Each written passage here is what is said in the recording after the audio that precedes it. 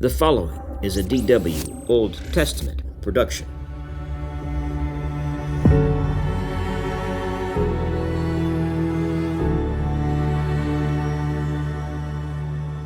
The P account of creation in 7 days is a brilliant beginning to the Old Testament. The creation itself unfolds in 6 days, carefully balanced into 3 days each. The first day, the creation of light. The second day, creation of heavens and water. Third day, creation of land and vegetation. Fourth day, creation of bodies of light. Fifth day, creation of creatures of heaven and water. Sixth day, creation of life and its vegetable food, with the creation of humankind. On the first 3 days, God creates the physical world and separates each part into its place. On the last 3 days, God populates the world with living creatures and assigns them their proper roles. The climax of the creative process is the human being, whom God makes male and female, blesses and appoints as those who have dominion over his new creation. The world this describes obviously doesn't share the same scientific view of the contemporary age, in which the Earth is one planet around one sun in a universe full of stars and planets. The ancient picture of the universe is much different.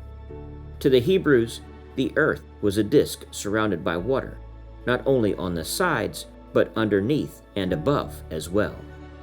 A firm bowl, firmament, kept the upper waters back, but the sky had gates to let the rain, hail, and snow through. The sun, moon, and stars moved in fixed tracks along the underside of this bowl. From below the disk, the waters rose up in the form of wells, rivers, and oceans. The earth stood on firm pillars sunk into the waters, much like the pilings of a pier. Now deep below the earth was the abode of the dead, called Sheol, which could only be entered by the dead.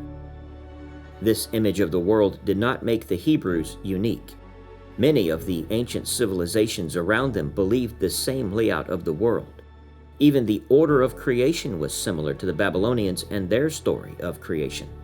Their account, called the Enuma Elish, was known from at least 1700 BC, long before the priestly account, and followed the same order of creation.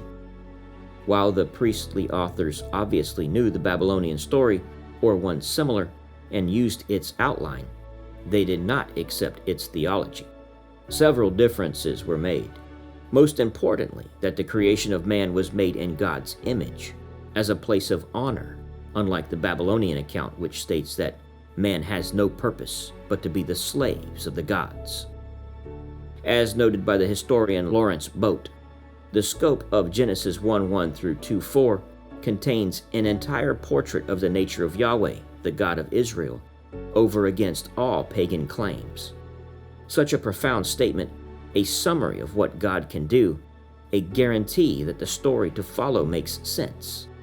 How close it comes to the wonder and praise expressed in Psalm 8.